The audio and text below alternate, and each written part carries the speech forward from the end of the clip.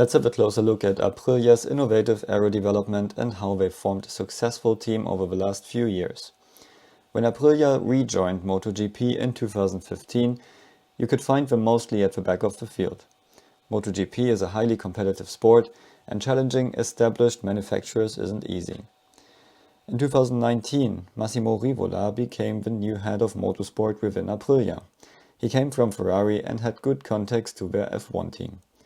He concentrated on restructuring the team and brought capable engineers from McLaren, Lamborghini, Ferrari and Mercedes to their headquarters in Noale.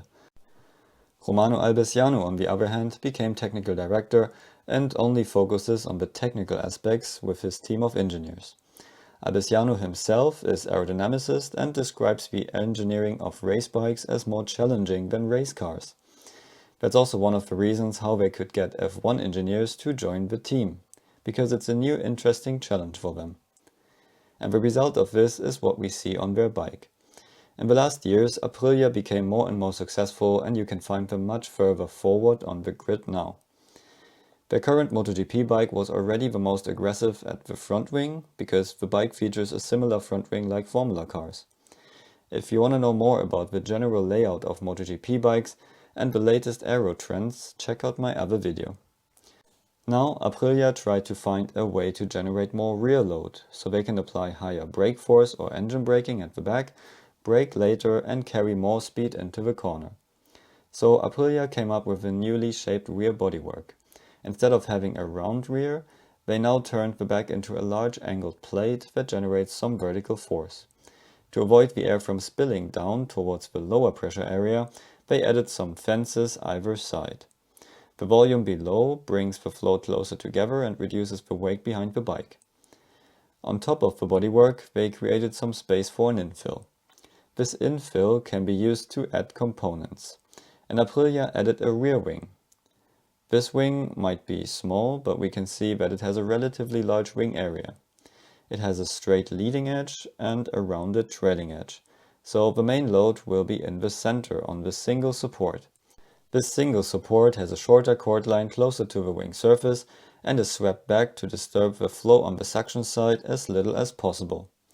The profile itself looks pretty thin and has a very little camber.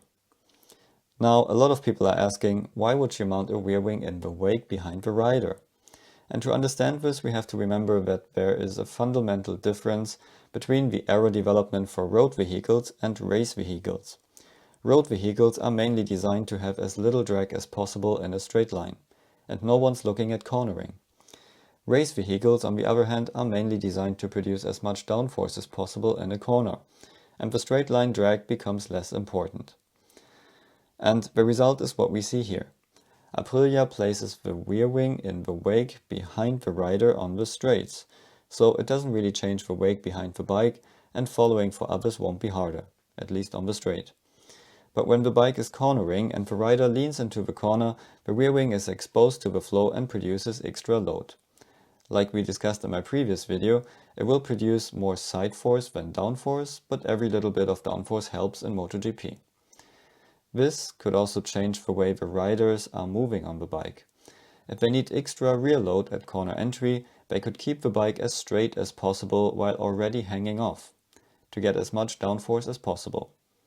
And that brings us to the next interesting aero feature we could see at Aprilia, their new side bodywork. They made it rounder and wider. This created a large smooth surface at the side of the bike. And, as you can probably guess now, this will become a diffuser surface right in the middle of the bike while cornering. It's a similar concept we discussed in my other video at Ducati, but instead of working with the flow between the wheels, Aprilia is using the flow next to the bike in a corner. So if we look at these new Aero MotoGP bikes, aero balance while cornering is becoming very interesting. In a straight line, while braking for a corner, the bike has lots of front downforce from the front wing. When the rider hangs off and starts cornering, the rear wing is exposed and produces more rear load. The front wing reduces downforce because it builds up side force now. So in this phase, the bike becomes a bit more neutral. When the bike is at its highest leaning angle, the curved front and rear wheel covers will be closer to the ground, producing extra downforce directly at the wheels. And now Aprilia is adding a huge diffuser in the center of the bike, which adds lots of downforce in this situation. And because it's in the middle, it shouldn't change the aero balance too much. A risk here is that the bike suddenly sucks itself onto the street, which means that it wants to increase its leaning angle and the rider would have to work against that.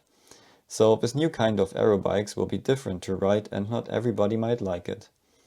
Race motorcycle aerodynamics is still at the very beginning, and it will be exciting to see what the MotoGP teams will come up with to be faster.